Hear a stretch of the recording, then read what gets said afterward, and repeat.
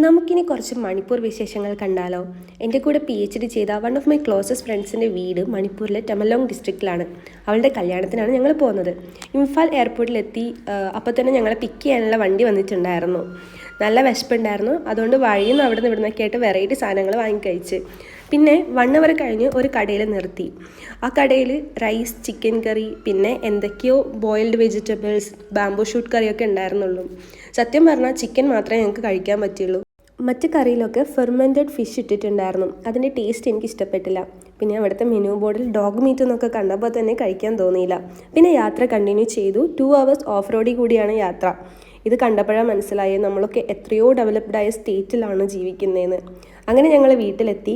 നാളെ അവളുടെ bridal shower blessing സെറമണിയൊക്കെയാണ്.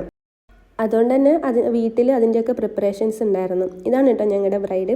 പിന്നെ ഞങ്ങളൊന്ന് ചുറ്റും നോക്കാൻ ഇറങ്ങി. നാളത്തെ പ്രോഗ്രാമിന് വേണ്ടി ഫിഷൊക്കെ ഡീപ്പ് ഫ്രൈ ചെയ്യുന്നുണ്ടായിരുന്നു. പിന്നെ ഞങ്ങളതിലൂടെ ചുറ്റിക്കറങ്ങി നടന്ന്. പിന്നെ നല്ല തണുപ്പായിരുന്നു. അതുകൊണ്ട് ബോൺഫയറിൻ്റെ അവിടെ കുറച്ച് സമയം ഇരുന്നു.